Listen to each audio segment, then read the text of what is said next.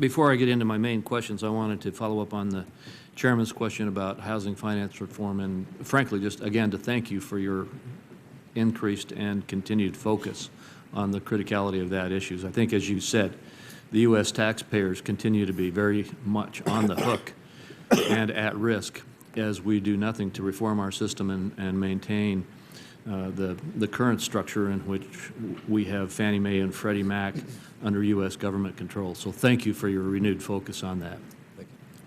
In my opening statement, I indicated that FSOC should either publish a list of criteria that it uses to designate a firm as a SIFI or to provide a detailed analysis of why a firm has been designated so that other firms have some guidelines on whether or not they could become SIFIs. Are you willing to publish such specific criteria? Well, Senator, the numerical threshold for being a Stage 1 company is well known. It's published. It is something that all of the financial institutions are aware of.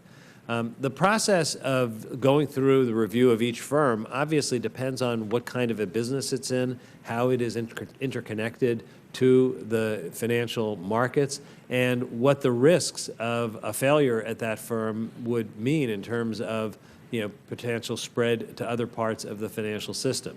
So I think that the Stage 3 process is one where companies see very clearly what kinds of considerations are being thought through.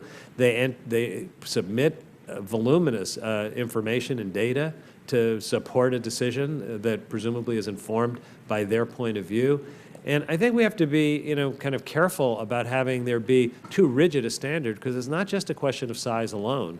There can be a very large firm that does not present systemic risk. There can be a smaller firm that, because of the kind of business it's in, that presents a greater systemic risk.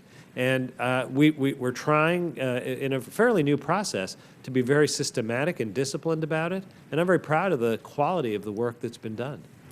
Well, from what I understand, it's a different picture than you paint here today from the information that I received from many of those going through the process.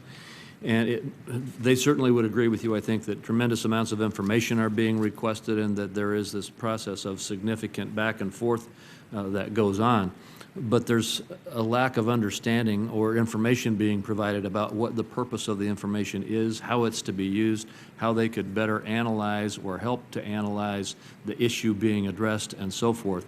And although I agree with you also that we don't want to get into rigid standards that don't have the flexibility needed for the circumstances at bay, I do believe that a significant focus needs to be made on whether or not the adequate transparency is being provided and adequate explanation of criteria being used is being made to those who are potentially going to be designated.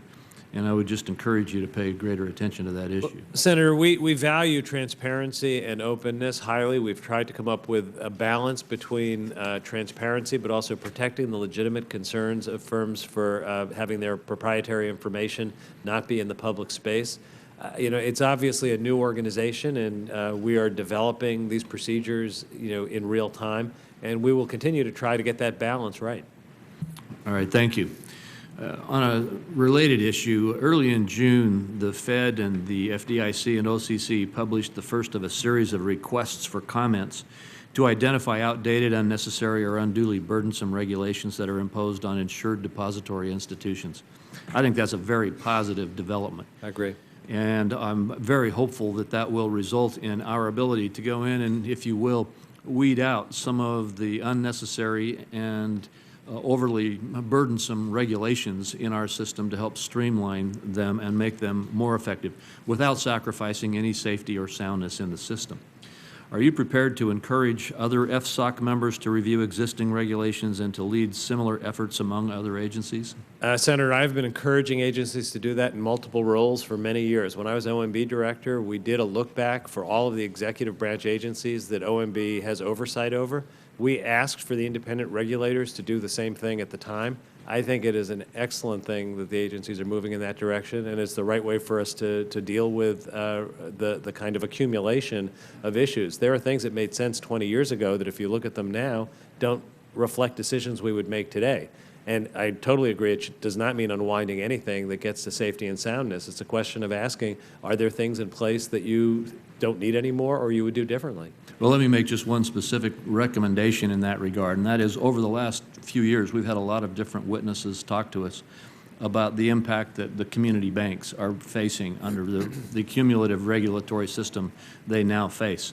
I think that maybe at one of your next FSOC meetings it would be very helpful for the relevant agencies to undertake a similar effort as they are with insured depository institutions in general, to focus on community banks and see if we can't do exactly what you and I have just talked about, identify ways we can reform and streamline our regulatory system with regard to them.